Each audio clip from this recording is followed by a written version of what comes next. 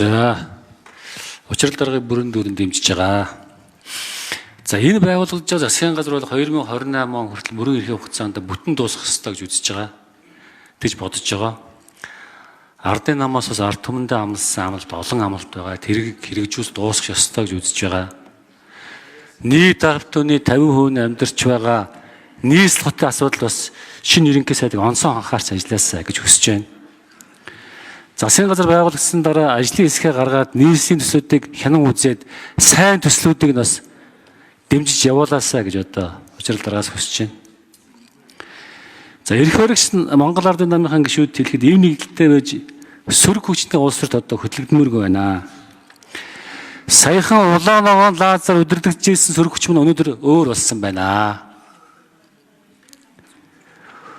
Өчигдөр сөрөг хүчнийх маань Зандан шатрын засгийн газрыг огцруулахаас аргагүй байдалд оруулсан. Өнөөдөр Нямбатарыг огцруулах асуудлыг ярьж байна. Маргааш магадгүй намар учрлын засгийн газрыг огцруулах асуудлыг хөндлөнө.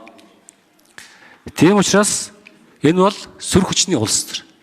Тийм учраас Ардын намынхаа гишүүд хэлэхэд эмнэгдэлтэй байж сөрөг хүчний улс төрт хөтлөгдмөргүй байна. Гэдгийг бас зориуд сануулга хэлэх гэсэн юм аа. Засгийн газрын шинэ засгийн газрын үйл ажиллагааг одоо 100% дэмжиж ажиллах болно. Баярлалаа.